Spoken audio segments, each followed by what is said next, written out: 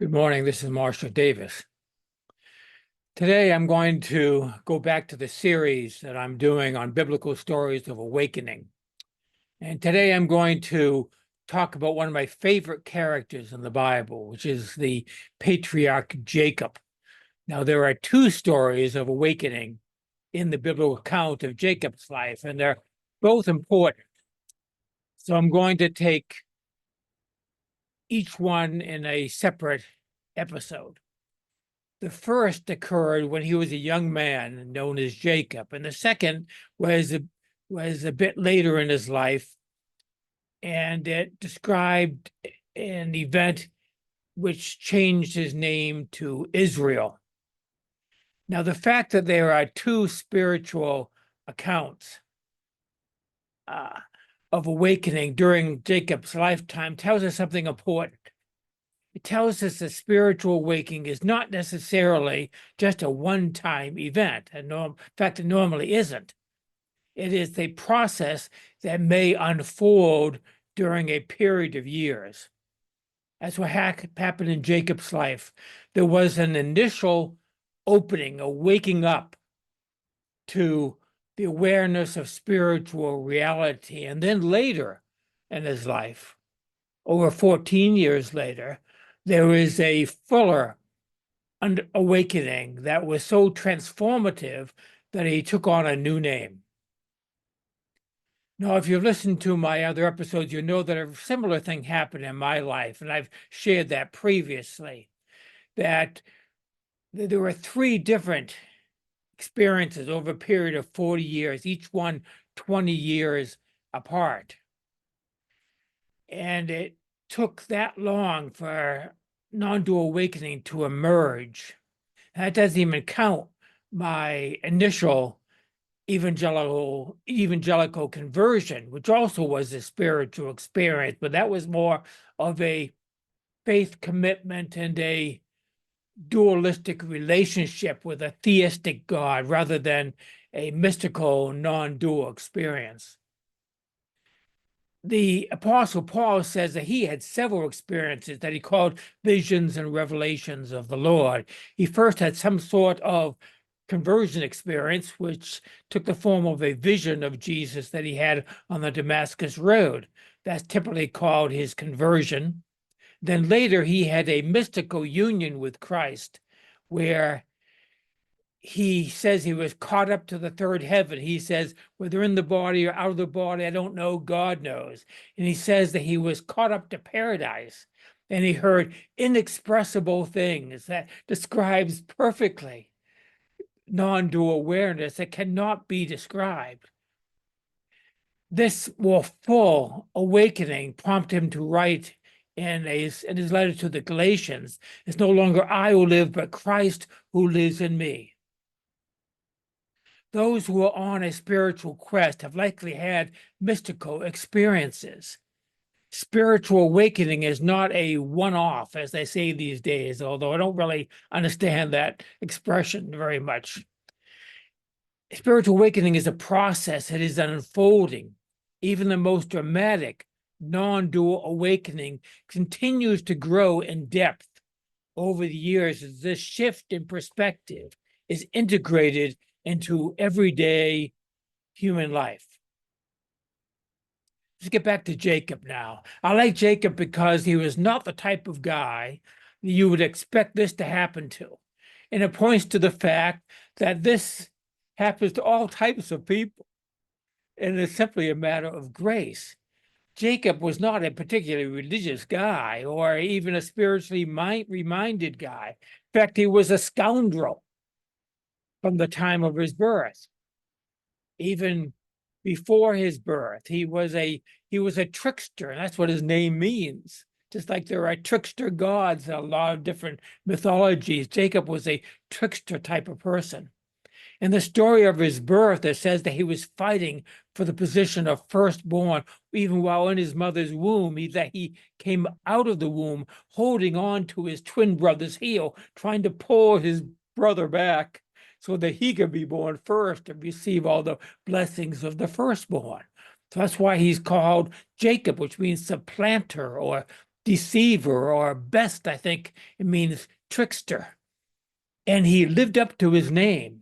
He tricked his twin brother Esau out of his birthright by buying it for him at a time when Esau was really, really hungry. He just wanted a little bit of food. So Jacob said he would sell a pot of pottage to him for his birthright. And then later, there is that story in Genesis where he deceived his elderly father Isaac, who at that point was blinded by cataracts.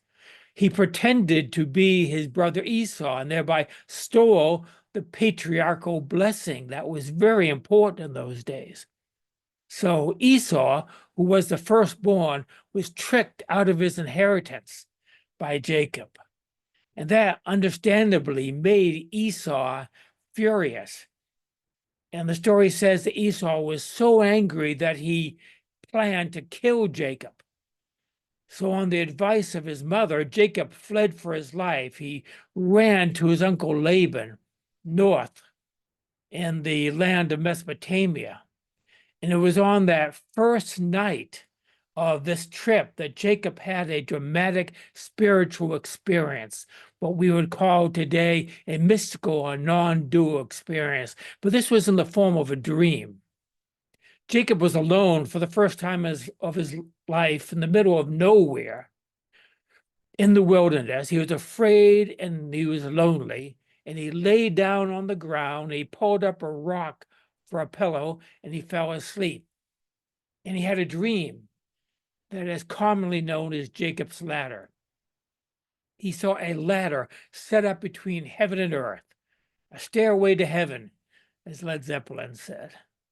He saw angels of God, messengers of God, it says, ascending and descending upon the stairway.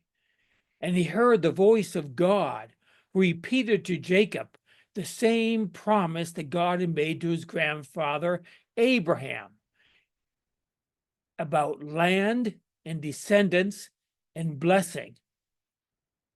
And as I said in the episode about Abraham, this can be interpreted literally or spiritually. The unique thing about Jacob's story is that it says that he woke up. And that is to be taken both physically and spiritually. The story says, then Jacob awoke from his sleep and said, surely the Lord is in this place, and I did not know it. And he was afraid and said, how awesome is this place? This is none other than the house of God, and this is the gate of heaven. Jacob woke up from the dream of human life. He woke up to the spiritual reality that was all around him and that is all around us at all times. Jacob bedded down for the night, feeling all alone in the world, afraid for his life, heading into the unknown.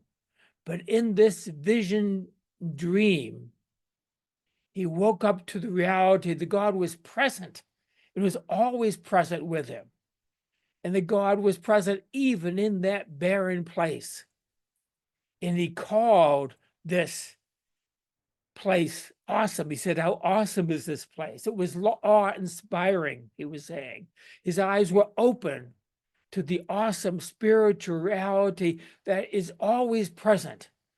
But his eyes and his mind had been closed to it. He called this place in the wilderness the house of God and the gate of heaven. And in the story, Jacob goes on to erect a memorial stone at that spot, and he called that stone Bethel, which means house of God. And later in the history of Israel, this spot became known by the name Bethel, it became a city. It became a holy place, and a shrine was built there that predated and rivaled the Jerusalem temple. The important point is that he awoke to spirituality that is around us all the time, but which most people do not see. That experience did not mean that only that place was special, was sacred, was holy, but that every place is holy. Every place is the house of God and the gate of heaven. Every place is filled with the presence of God. Elizabeth Barrett Browning famously wrote, "Earth's crammed with heaven, and every common bush afire with God. But only he who sees takes off his shoes. The rest sit around and pluck blackberries." Now, her biblical reference was to the story of the burning bush of Moses, and we're going to explore that later in that episode, but it's equally true of Jacob's ladder. Every place is Bethel, the house of God. The kingdom of heaven is spread out over the earth, but people do not see it, Jesus said. It's all around us in nature, and it is in us. In his teaching, Jesus referred to the story of Jacob's ladder, and he interpreted it to refer to the kingdom of heaven that was present in him, Jesus. When Jesus was calling Nathanael to be his disciple, Nathanael realized there was something special, something deeply spiritual about Jesus, and he confessed that. But Jesus replied to him saying, basically, you ain't seen nothing yet. That's a paraphrase. Actually, he said, truly, truly, I say to you, you will see heaven opened and the angels of God ascending and descending upon the Son of Man. Now, the Son of Man was a phrase that Jesus used for human being, but also was a phrase that he used for himself because of the double reference of it in scripture, being not only a human being, but also an apocalyptic figure in the book of Daniel. Jesus was saying that he was Jacob's ladder. In him was the presence of God. And if you saw him truly, then you saw God. You saw the Father, as he would say. Jesus was also saying that all of us are Jacob's ladder. He's saying that you will see this appearing upon the Son of Man. He's talking about all human beings. We are all sons of man, human beings, sons and daughters of man and woman, sons and daughters of God. We are the house of God. We are the gate of heaven. We are Jacob's ladder. And to see this is to wake up, to realize that all we need to do is look within. The kingdom of heaven is within you. That's what Jesus said. And it's all around us, Jesus said. Jesus said, I am the all. Cleave a piece of wood and I am there. Lift up a stone and you will find me there. The spiritual awakening of Jacob is available to all of us.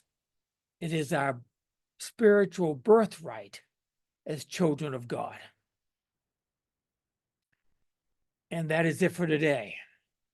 Grace and peace to you.